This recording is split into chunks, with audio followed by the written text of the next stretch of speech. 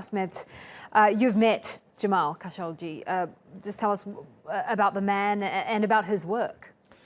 Well, Jamal is a sincere Saudi patriot.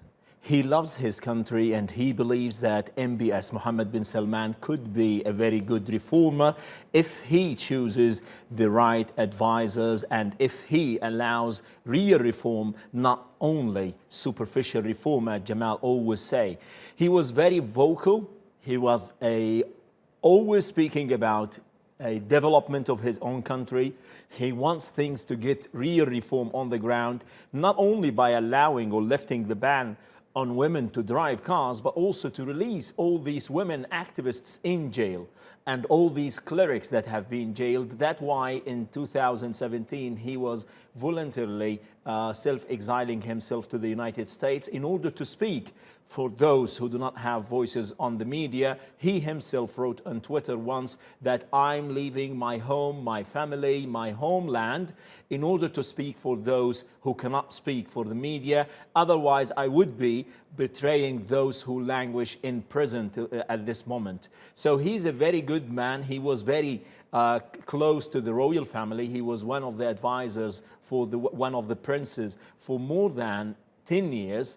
And at the time of King Abdullah, he was the editor-in-chief of the daily news agency, Al-Watan. So he's a kind of a guy who's well-known everywhere in the world. Anyone who would be working on diplomatic issues, on any kind of research, think tanks for Saudi Arabia would know him in the past 30 years or so. He's also a very prominent writer for the Washington Post. Recently, I think on Friday, the Washington Post published the edition with a blank section of Jamal saying a missing voice, and they do have some doubts that he's been killed, as we do. We don't know exactly, we do not have any confirmation, but everything on the ground is saying that the Saudi government is not cooperating, which gives more doubts that he might be killed. I'm interested because let's kind of talk about it from a more macro level, because as we say, we are still getting information coming in. This is still a developing story. We're still waiting to hear from President Erdogan. But critics in Saudi Arabia, Saudi critics of Saudi Arabia are not necessarily safe, are they? There have been arrests and in fact, friends of Jamal Khashoggi have been arrested as well, haven't they?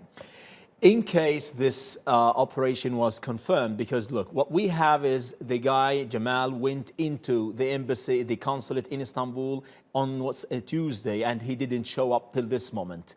And all the cameras, the surveillance cameras there, they were checked and he was not out from the consulate, which means that there's somebody who's involved inside the consulate. The Saudi officials are not cooperating. If the murder case was confirmed, then there are serious messages sent by the MBS, Mohammed bin Salman, the Crown Prince, to all the dissent, either on his own soil or abroad, that you're not safe, you cannot be, which is a very big scandal in all terms. Like, you cannot imagine that a guy who is speaking about Mohammed bin Salman as a major reformer of his own country, he didn't say like bad words like some of the opposition groups in the United Kingdom. They're very critical in terms of the words they use, the rhetoric they're coming out. They even use bad words against Mohammed bin Salman, but they were not killed.